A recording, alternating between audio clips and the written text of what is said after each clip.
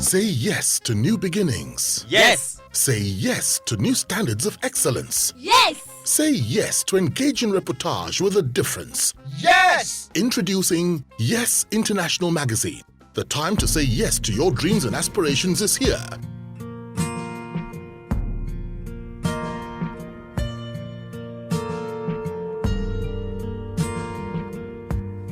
I would like to take it back a bit. Can you recollect your first time ever in court and maybe any memorable thing that happened that day? Oh yes, I was in Ghana's chambers. What year was this? It was 1995. Okay, your first appearance in court? Yes, first ever appearance in court. Okay.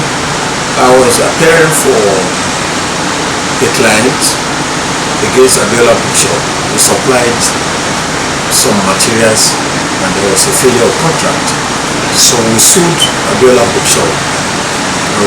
I was assigned to go and handle the case at the High Court in Lagos. And I appeared before Honorable Justice Sotumenu.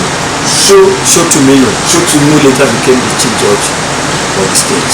So I had an application to enter judgment in default of appearance and defense.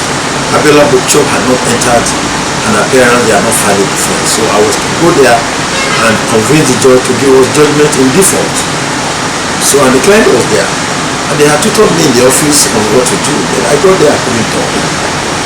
So I stood up, announced my name reluctantly, and the judge then asked me, what can I do for you? I couldn't talk.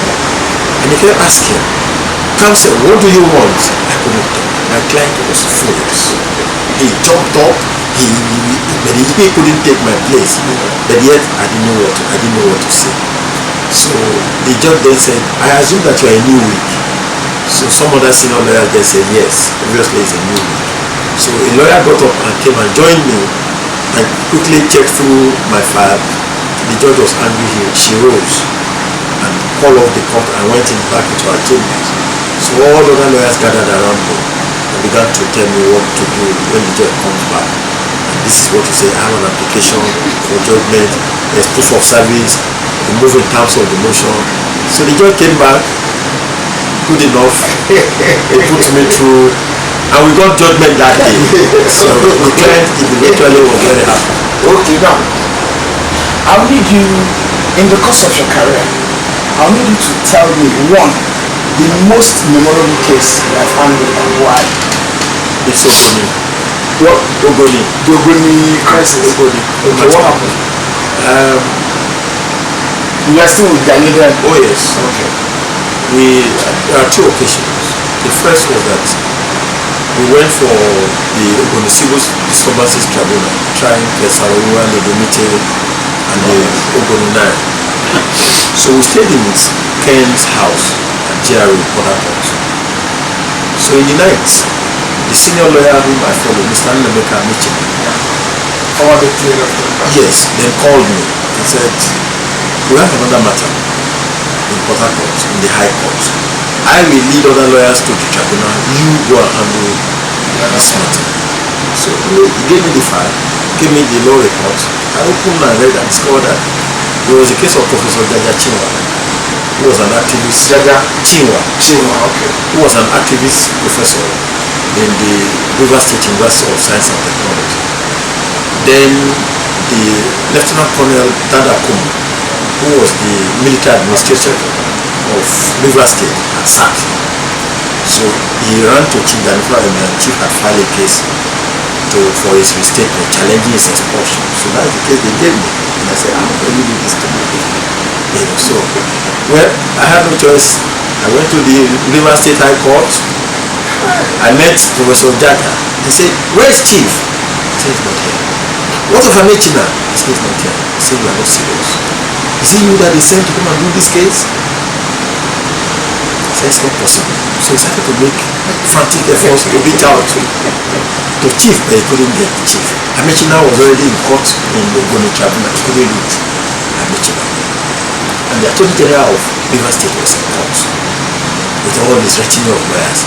Students of the Rivers State University of Science and Technology were in court. The court was filled up. So but I didn't say anything. but he was no longer like before. I gained confidence in it. Fire. So we started. There was to move an interlocutory application for interlocutory injunction to restrain the governor from sacking the lecturer. So we moved the application, cited all the authorities, the injunction. So by the time I came out, the students were already carrying pam and drum. So Professor Tiwa carried me, so the students took me away from him. Throughout the whole Port Harcourt court, everybody was coming out, so in the evening, he invited me to his house. And I brought other lecturers, his family, had a sumptuous dinner. He was beside himself. I was very happy. The second occasion was after we finished the Sarowa case and was executed. We were then battling with what we call the Ogoni 19 to get their bail. They were a remnant of the Ogoni activists who were in prison in Port Harcourt. So Chief filed an application for bail. So he sent me to come and argue the application. I used to stay in the military's office in Port Harcourt. So I filed the application. When we got to court to argue, the Attorney General raised an objection that the people who signed the affidavit could not have signed it because they are in prison. How did I get them? Because the Commissioner of Court said before me. So I should explain how this applicant was. I could not explain. So the judge came to my rescue and said, I will adjourn. Go and put your house. So I was scared to come back to Lagos because I don't know what Chief will say. Because the press had carried it, So I was preparing for sack because when you do that kind of thing, you know where you are going. So I came and prostrated before Chief. I wept to him. I said, no, I'm impressed. So for the first time in the history of that chamber, Chief was not angry. He didn't bang telephone, he didn't scatter the office. Nothing unusual happened. So he then called the lady meeting and said, I will send the boy again and put him through. Let them carry the commissioner for oath from the court and go to the prison and refile the application. So he applied to the chief registrar to release the commissioner for oath to follow me to the prison. So Chief was very magnanimous. He gave me money to go back and I did what I had to do to refile it and they were granted jail. So I was very happy. All right. Yeah. I'd like to find out from you, how does it feel to eventually become a senior advocate of Nigeria? Well, I think that to the extent that it is the highest attainment for now in the legal profession, and given where I'm coming from, I have a sense of fulfillment. And I feel honored that the bar and the bench have honored me. It's a privilege. Before now, the thinking was that people within the human rights community cannot attain these feats easily. Having regard to the experience of Chief Danifawemi, Mr. Femi Falana, Chief Mike Ozekome, Keyamo applied like 7 years. So I didn't want that narrative to continue, so that most people within the human rights community have written off this system as either that you have to pay money, you have to lobby, or you have to be silenced, you have to give some commitment. So I'm happy that I didn't go through that regime of long application and I became on the second application. So it's to me to send a message to our colleagues in the human rights community that I have not signed an undertaking for anybody. Nobody came to my office to give me conditions and I didn't pay money to anybody.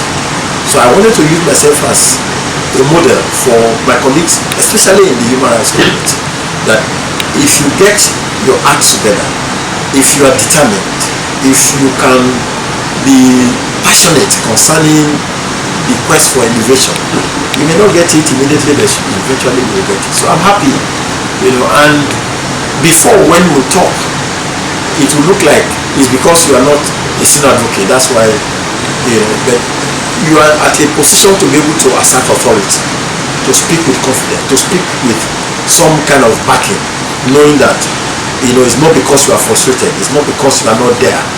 And then it gives me an opportunity to also carry out some reforms. A lot of people want this system to be more transparent, especially the process of awarding the rank. So I'm in a position to now reach out to my colleagues, in the body of senior advocates of Nigeria, to be able to achieve a lot of reforms, even though the system is quite transparent. But I'm sure we can achieve more. All right. What was the first thing you did when your name was announced? Before the conferment, I mean, usually the body seats, it goes through all the application. So when your name was first announced among those to be decorated this year, what was the first thing you did? So what happened was, all of us went for interview.